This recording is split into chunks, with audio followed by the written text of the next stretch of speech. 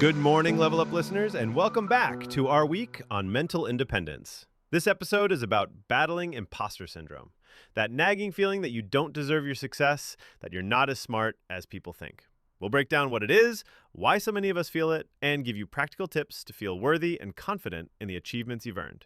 Let's level up. Today, we're really going to get into something lots of us face, often quietly: imposter syndrome.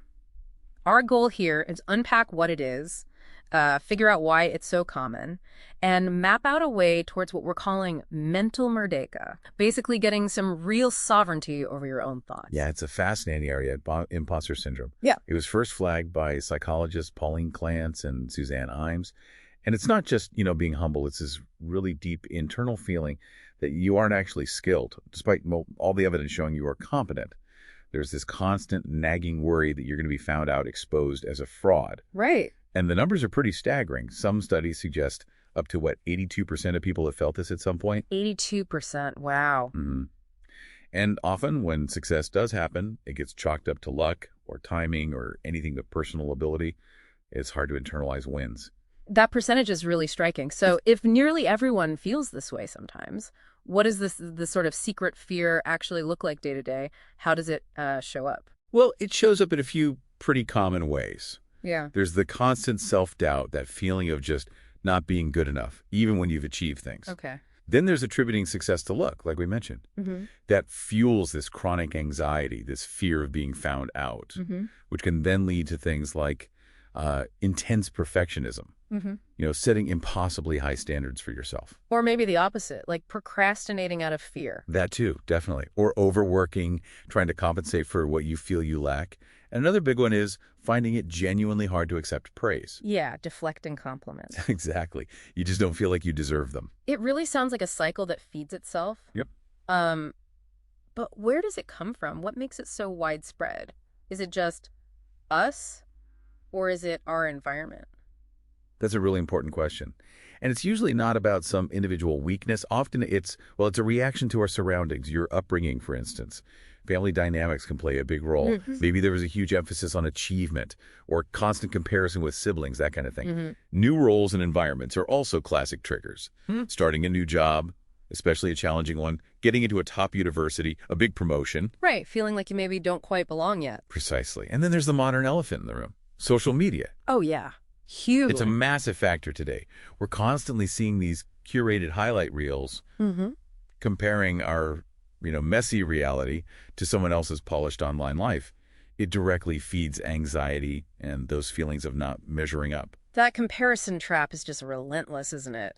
Okay, so recognizing these patterns is one thing, but how do we actually start to, push back? How do we work towards that mental merdeka? Right. There are concrete strategies. I think there are 4 key pillars, really, for building resilience here. First one, separate your feelings from the facts. It's really practical. Okay, how does that work? When that self-doubt creeps in, actually write it down. Fold a piece of paper in half. On one side, write the imposter feeling, like I'm not qualified for this. Then on the other side, list the objective facts. Things like, I have the degree, I was hired over other candidates, I successfully completed these 3 projects. It forces a confrontation with actual evidence. I like that. It's tangible. You can see it right there. That's a great first step for building that evidence file against the feeling. What's next? Second, document your successes. Keep a wins journal. A wins journal? Yeah.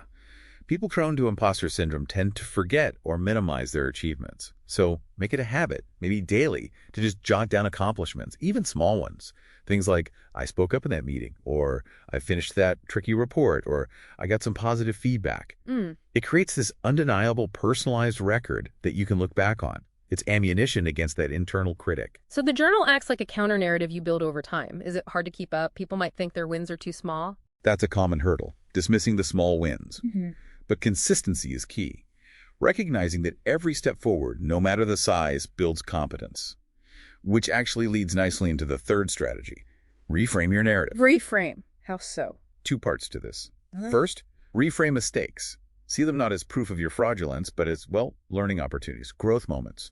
There's a great quote from the Indonesian scholar Buya Hamka: do not be afraid to fall. because the one who never climbs is the one who never falls. That's powerful. So see falling as part of climbing. Exactly. And the second part is reframing success. Yeah. When you do succeed, actively connect your effort to that outcome. Instead of defaulting to, oh, I just got lucky, practice saying, maybe just to yourself at first, I worked hard for this. Or even just a simple, unqualified thank you when praised. Right. Own it a bit more. Okay, so we've got separating feelings, facts, the wins journal, reframing. What's the last piece of the toolkit? Fourth, and this is critical, talk about it. Break the silence. Yes. Impostor syndrome absolutely thrives in isolation and silence. Share how you're feeling with someone you trust, a friend, a mentor, family member, maybe even a colleague. You'll almost certainly find out you're not alone in feeling this way. And just knowing that, having that shared understanding, it's incredibly liberating. It takes away some of its power. Yeah, connection really diffuses that sense of being the only one. So this whole deep dive, it really does feel like it's about achieving that mental merdeka, that sovereignty over your mind. Precisely. And battling these feelings is crucial for personal freedom. Buya Hamka also said something profound. Kemerdekaan suatu negara dapat dijamin teguh berdiri apabila berpangkal pada kemerdekaan jiwa. Which means? Roughly, the independence of a nation can only be guaranteed to stand firm if it is based on the independence of the soul. Your personal freedom, your ability to innovate, to take risks, to really live fully, it's tied directly to believing in your own worth and capabilities. So the message to you listening is, you are not an imposter. You've earned your place. That voice telling you otherwise, it's just a story. And importantly, you have the power to write a new one, a story based on the facts of your hard work, your learning, your achievements. Maybe consider starting that wins journal this week. It's a really tangible first step to building that internal proof. Thank you for joining us on Level Up.